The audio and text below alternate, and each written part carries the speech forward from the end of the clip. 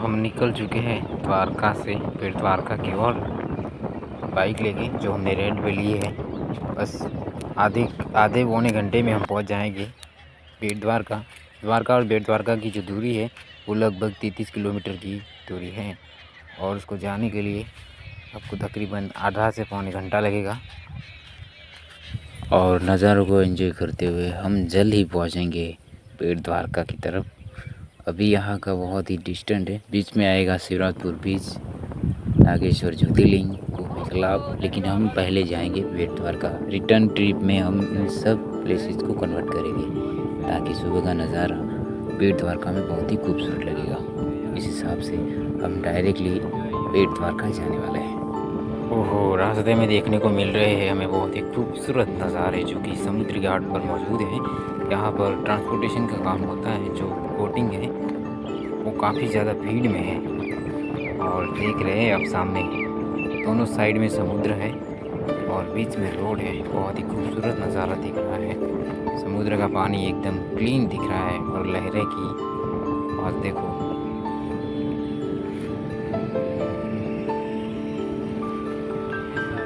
क्या व्यूज़ है यार, बहुत ही खूबसूरत व्यूज़। ठंडी ठंडी हवाओं को एंजॉय करते हुए हम निकल पड़े हैं आगे बेट द्वारका की तरफ, जहाँ पर बस साथ में चारों ओर समुद्र ही दिख रहा है। बेट द्वारका जाने वाला रास्ता बहुत ही खूबसूरत है। वह रास्ते में थोड़े थोड़े खड्डे भी है, लेकिन इतने भी जोर नहीं है, आप एंजॉय करते हुए पहुंच सकते हैं। हमने अपनी बाइक जो रेंट पे ली है उसको साथ लेके बहुत ही खूबसूरत नज़ारों को एंजॉय करते हुए जल्दी पहुंचेंगे बेट द्वारका की तरफ। सामने दिख रहे हैं आपको बहुत ही खूबसूरत समुद्र का व्यू। ये देखो, यहाँ पर है बोटिंग का जो ट्रांसपोर्टेशन है वो हो रहा है। यहाँ से बेट द्वारका अब स्टार्ट ही हो गया है।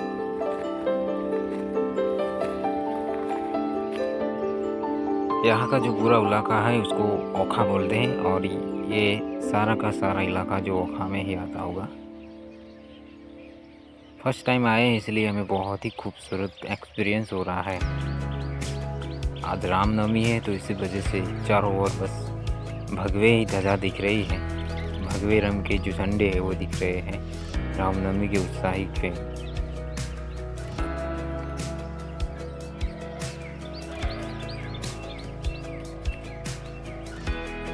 हम चलते ही जा रहे हैं और रोड आते ही जा रहा है, लेकिन चारों ओर नज़ारे को देखते हुए हम आगे बढ़ रहे हैं। सामने अब थोड़ा सा ही दूर है बेट द्वारका और दिख रहा है सुदर्शन सेतु।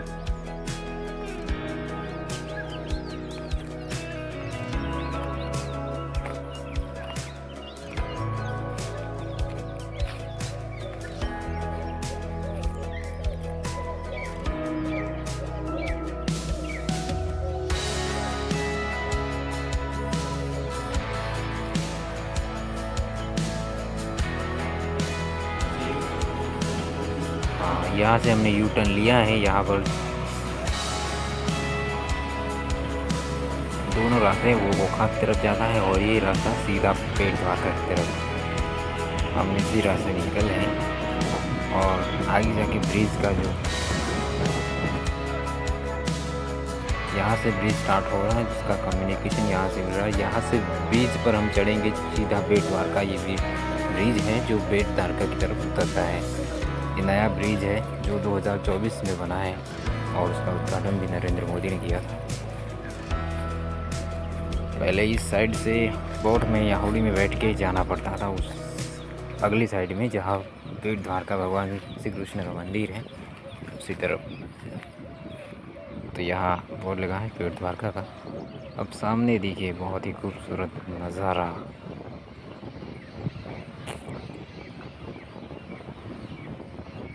ऊपर का ब्रिज है, 2 लाइन है, तो आपको कोई जाने में दिक्कत नहीं है।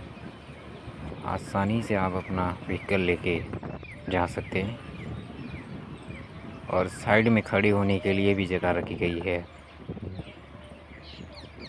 दोनों ही साइड में जगह है, तो आप अच्छी तरह वहाँ पर समुद्र का नज़ारा देख सकते हैं। ये देखो, दोनों ही तरफ पानी ही पानी है और बीच में एक खूबसूरत सा ब्रिज बनाया गया है जिसको सुदर्शन ब्रिज के नाम से जाना जाता है। अब हम थोड़ी देर यहाँ रुकने वाले हैं ताकि हमें भी थोड़ी सी फ़ोटोग्राफी करनी है।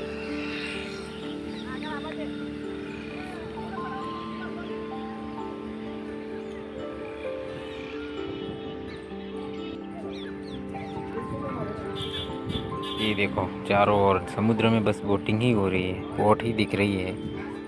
नज़दीक देखो, दूर देखो, चारों ओर बोटिंग। वहाँ पर ओखा की जो मंडी है, ओखा बीच है, वहाँ से तो ट्रांसपोर्टेशन का काम है, वहाँ से होता है हमें है। और इस सामने जो इलाका है वो बेट द्वारका का है, मतलब वो टापू बेट द्वारका का है। सामने मंदिर है बेट द्वारका, हमें वहाँ जाना है। और पहले यहाँ बोटिंग से जाना पड़ता था, लेकिन अब ब्रिज के थ्रू आप अपना खुद का व्हीकल लेके जा सकते हैं।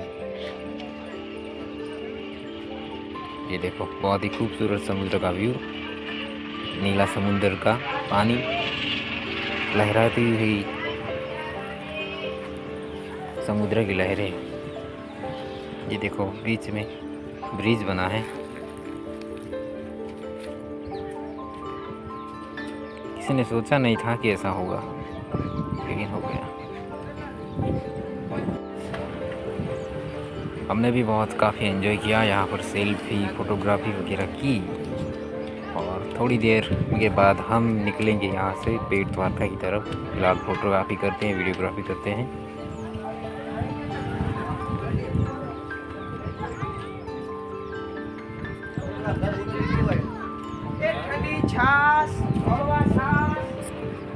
यार थोड़ी देर रुकिए तो ऐसा लग रहा है कि चलो रुक ही जाते हैं, जाने का मन ही नहीं हो रहा। बीच में आ रही है ठंडी ठंडी हवाएं और बीच में चारों ओर समुद्र है, तो कुछ दिक्कत ही नहीं होगी।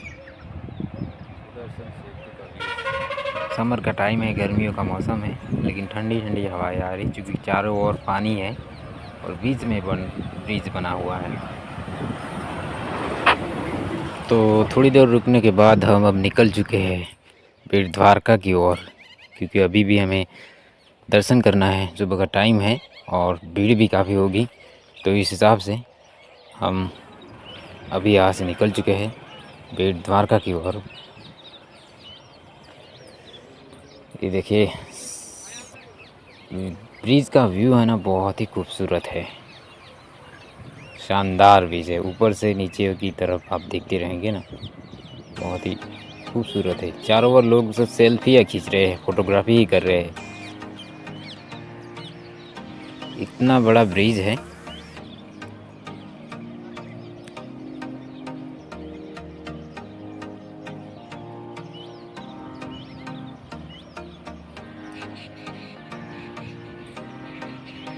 ये देखो, बहुत ही बड़ा लंबा ब्रिज बनाया गया है और नीचे से जो बोटिंग है वो आसानी से निकल जाए, इतना बड़ा ब्रिज है।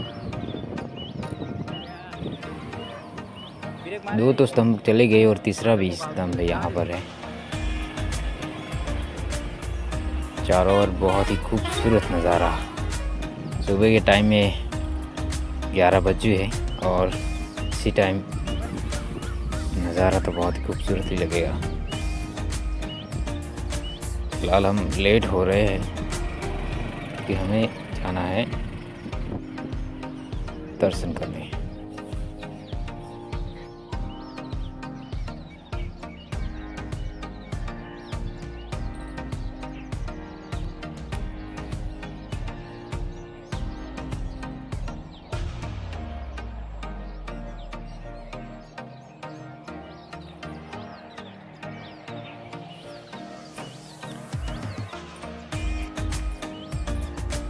ये रास्ता अब सीधा डायरेक्टली जाएगा बेट द्वारका, जहाँ पर श्री कृष्ण भगवान का दूसरा मंदिर है।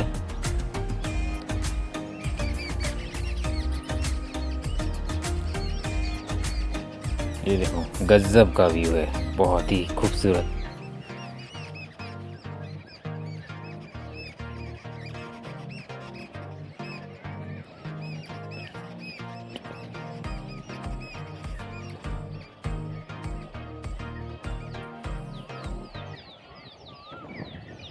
अब यहाँ पर जो ब्रिज है वो ख़त्म हो चुका है डायरेक्टली। अब ये रास्ता सीधा जाएगा मंदिर की तरफ।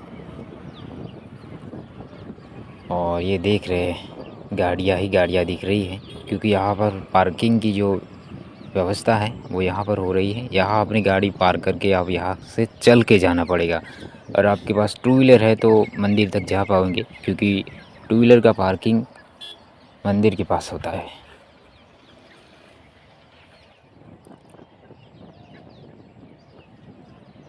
आप यहाँ टू व्हीलर के सिवा ही अगर आना चाहे तो आपको यहाँ पर ऑटो मिल जाएगी, सीधे मंदिर की तरफ ले जाएगी, मंदिर के पास में ले जाएगी और वहाँ से आपको ज़्यादा चलना नहीं पड़ेगा। ये रास्ते दो है, उस साइड में पैदल चलेंगे आप और इस साइड में ऑटो और जो टू व्हीलर बाइक है वो जाता है। और हम पहुंच चुके हैं मंदिर की तरफ, लेकिन यहाँ पर दिक्कत है कि आपके पास जो कैमरे है और मोबाइल है वो जमा करना पड़ता है। जो मेन मंदिर है हमने उसका दर्शन कर लिया है। उसके बाद हम आए इस साइड में जो सोने की द्वारका का मंदिर है, उस मंदिर में हम दर्शन करेंगे। तो चलो पहले एंटर होते हैं। बाहर से तो एकदम सोने का लग रहा है, अंदर जाते हैं कैसा है। पहली बार आए हैं तो अंदर कुछ ऐसा है, पूरी जो रामायण है और जो महाभारत हुई थी उनमें श्री कृष्ण के जीवन में जो जितने भी पात्र थे, मतलब जो लोग थे उस टाइम के द्वापर के, वो सब यहाँ पर मौजूद है। उनको जो मीराबाई हुए थे, और ये वल्लभाचार्य है और ये संदीपनी ऋषि है। यहाँ पर कितनी ज़्यादा देवल के जो मूर्तियाँ है वो बनाई गई है, आप इसी तरह देख पाएंगे। ये गोवाड़ है जो कि गोकुल में थे। मंदिर के दर्शन करने के बाद हम रिटर्न हो चुके हैं अब सुदर्शन की सेतु की तरफ। यहाँ खड़े हैं और यहाँ से थोड़ी देर यहाँ भी रुकना पड़ेगा, क्योंकि अभी फ़ोटोग्राफी का मन है। थोड़ी सी फिर से फ़ोटोग्राफी कर लेते हैं।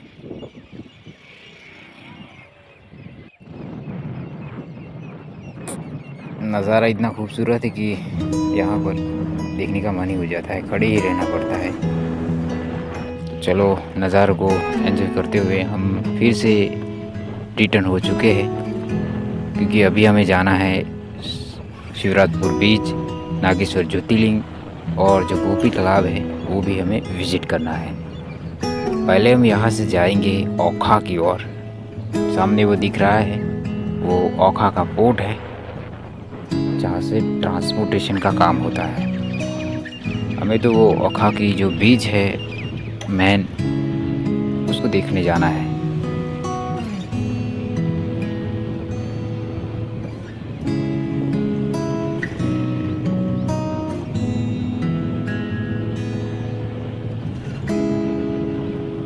बेट द्वारका से मात्र 4 से 5 किलोमीटर की दूरी पर हम जल्दी ही पहुंच चुके हैं। यहाँ पर जो ओखा है, ओखा बीच है वहाँ पर। तो यहाँ पर मंदिर वगैरह दिख रहे हैं, उस सामने समुद्र है, इस साइड में मंदिर है। शायद फिलहाल कोई है नहीं यहाँ पर, कुछ टाइम तो मेला लगता होगा। अभी दोपहर का टाइम है और मंदिर कुछ नया बनने वाला है अभी बनाने को। खोड़ियार माता का मंदिर है और ये देखो बहुत ही खूबसूरत नज़ारा।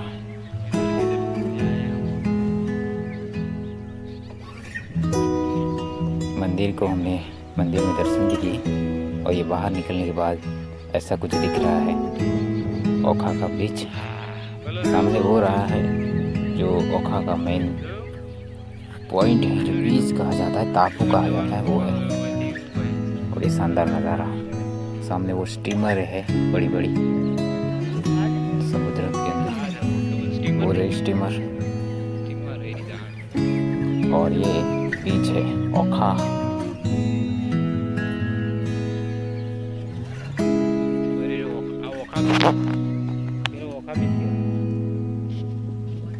ये सामने रहा वो ओखा पोर्ट है। जैसे माल सामान की कुछ हेरा फेरी होती होगी।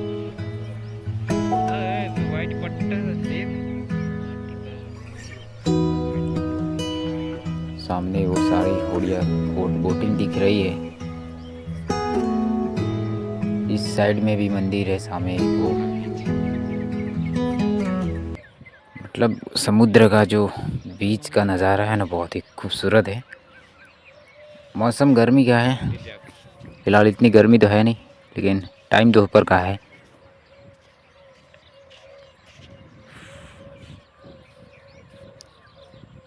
थोड़ी देर हम यहाँ टाइम स्पेंड करेंगे, बाद में हम यहाँ से निकलेंगे, क्योंकि हमें तो मेन बीच जाना है, शिवराजपुर बीच, जो यहाँ से तकरीबन 25 किलोमीटर की डिस्टेंस पे होगा शायद।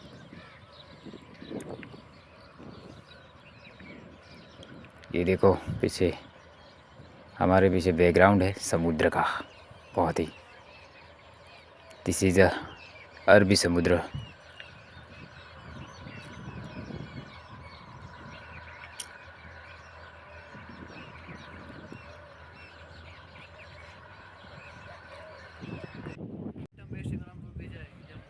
तो यहाँ पर हमने 15 मिनट जैसा टाइम स्पेंड किया। अब चलो हम यहाँ से निकलते हैं शिवराजपुर बीच की तरफ। अभी हमें पहले जाना है नागेश्वर ज्योतिर्लिंग और गोपी तालाब, जो यहाँ से लगभग 24-25 किलोमीटर दूर बता रहा है। वहाँ जाकर हम मिलते हैं। रोड की कंडीशन अच्छी है, लेकिन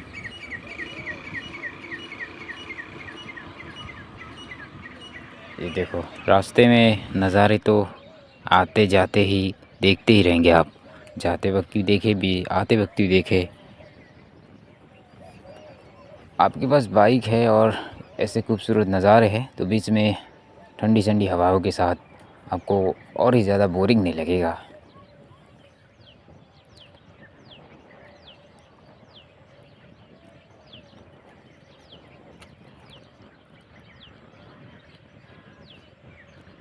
रास्ते में समुद्र भी आ रहा है, थोड़ी देर रंजसा आ रहा है, और हम थोड़ी देर में हम पहुंच चुके हैं फाइनली नागेश्वर ज्योतिर्लिंग।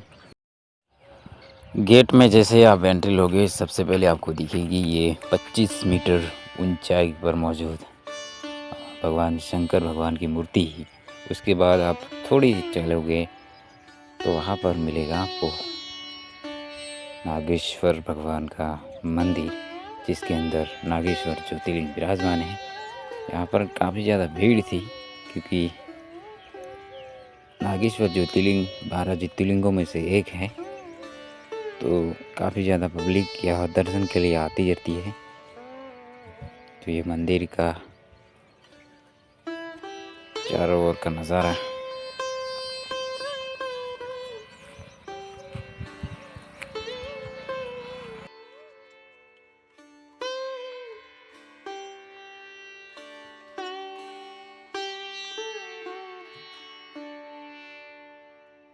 तो ये है नागेश्वर ज्योतिर्लिंग और ये आसपास का खूबसूरत नज़ारा। जब भी आप द्वारका आए ना, तो नागेश्वर को विजिट करना न भूले। अब हम जाएंगे पीछे की ओर, गोपी तालाब है जहाँ पर गोपियों ने स्नान किया था और अपना जो प्राण है वो ध्वज दिया था। तो पीछे की ओर है गोपी तालाब, जिनको देखने के लिए हम जाने वाले हैं अभी। ये खूबसूरत नज़ारा है गोपी तालाब का। कहानी एक्चुअल में हमें मालूम नहीं है, बस हमने ये वीडियो आपको शेयर किया है। कुछ इस तरह का है।